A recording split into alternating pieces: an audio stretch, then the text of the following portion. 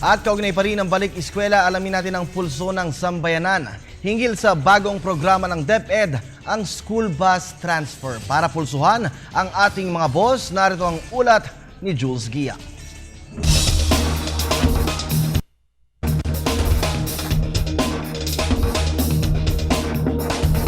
Isyu ng lipunan aalamin mula mismo sa tinig ng sambayanan, pulso ng boss ngayon ating pakikinggan.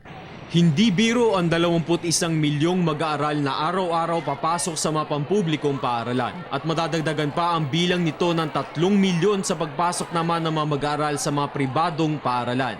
Isang estratehiyang nalikha ng Department of Education ay ang school bus transfer, kung saan hangarin na ilipat sa karatig na paaralan ng ilang mga estudyante na hindi nakakayaning tanggapin pa ng isang paaralan. Mula sa orihinal na paaralan kung saan unang na-enroll ang mag-aaral, ihahatid ito ng isang school bus na bigay ng local government unit patungo sa malapit-lapit na paaralan.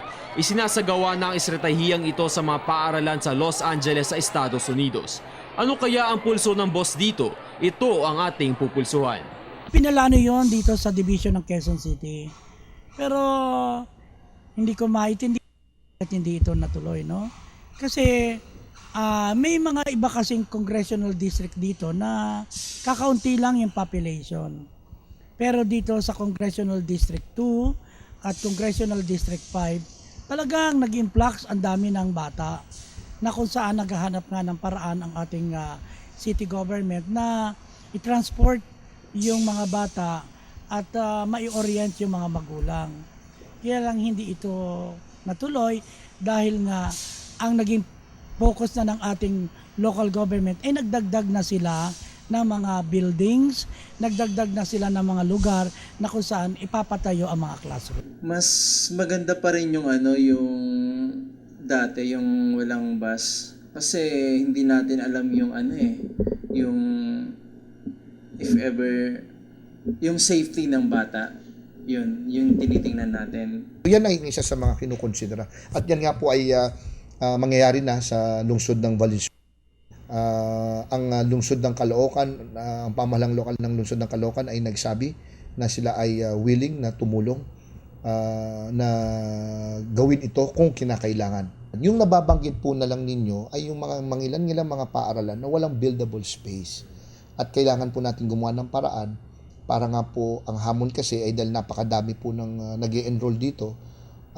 Tulad na nabanggit ko po natin kanina, hindi lamang po taga-lungsod ng Quezon na nagpupunta po niya, mga taga Marikina, taga San Mateo, siguro nagagandahan po sila sa paaralan dito. So, dumadayo po, hindi po yan bago. Dumadayo po sila dahil yung pasilidad ng mga paaralan na nabanggit natin, itong mga nagsisisikan ito, maganda po yan. Maganda po yung mga classrooms natin dyan.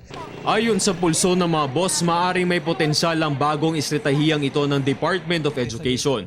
Ngunit dahil bago pa nga lang ito, inaasahan na magiging maayos ang implementasyon at monitoring nito sa lahat ng mga local government units. Gayon na rin syempre ay inaasahan din ang pakikiisa ng mga at dahil seguridad ng mga kabataan ang nakataya rito, dapat ay maging malinaw kung aling paaralan ang may responsibilidad sa mga ililipat na mga mag-aaral.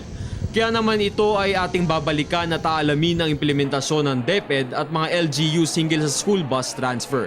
Makialam at makilahok mga boss, mag-tweet lamang ng inyong pulso sa @PTVPH at gamitin ang hashtag pulso ng boss. Mula mismo sa tinig ng sambayanan para sa pulso ng boss, ako si Jules Giang ng Telebisyon ng Bayan.